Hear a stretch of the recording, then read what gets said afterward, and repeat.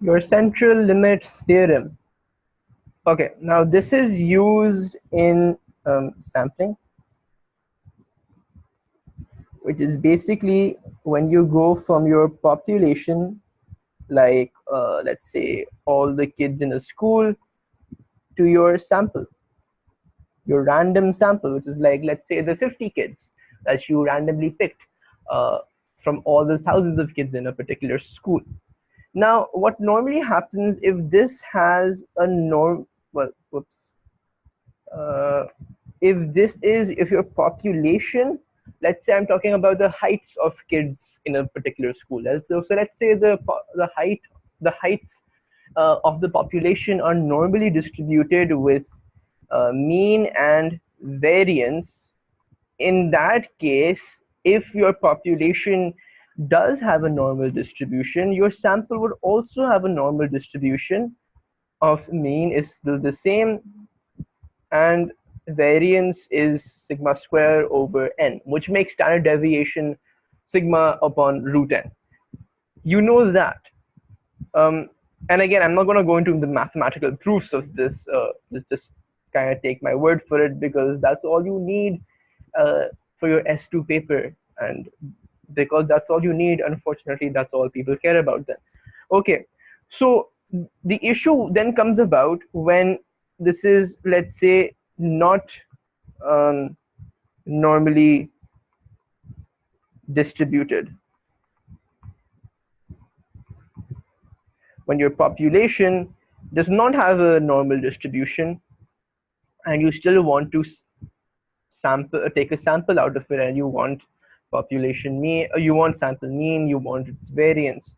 Now, here's when the central limit theorem comes in, and it helps. And this is just a statistical theory. Again, not going into the mathematical proofs or any in-depth logic about this, but what it basically states, to put it very, very simply, is when n is large, greater than 30, you can approximate this sample distribution to be one that is normal, with mean and variance being sigma square over n, even though this was something that was not normal. So even though the population could have whatever distribution, let's say a binomial distribution, you can still say the sample has a normal distribution of mu and sigma and variance sigma square over n if n is greater than 30.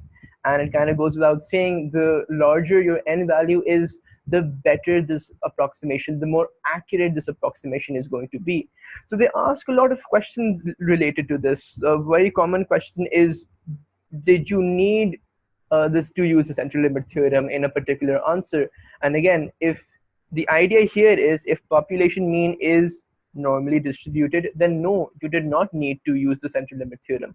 However, two cases where you do need it, when the population mean, you know it's not, sorry, when the population, whatever the population distribution, so whatever heights, whatever the distribution is, where it is not normally distributed, that is one case when you need CLT. The second case is where you just don't know. And a lot of questions, they don't tell you what's the distribution of the population. In that particular case, you would specify that, yes, I needed the CLT because the population distribution is ambiguous. We don't know what it is. If you don't know what it is, you can't simply assume it's normal. So you need to use the central limit theorem, right? You don't need to use it if the population itself is normally distributed. Another question that they ask is, why is your answer an approximate? And you can simply state, because you use the central limit theorem, and the central limit theorem only approximates this particular value of your sample. And if they ask how can they become more accurate, again, you just mention how to take a larger random sample. So increase n and you'd have a better approximation. And it's as simple as that, at least with the context of your paper of S2, and that's pretty much it.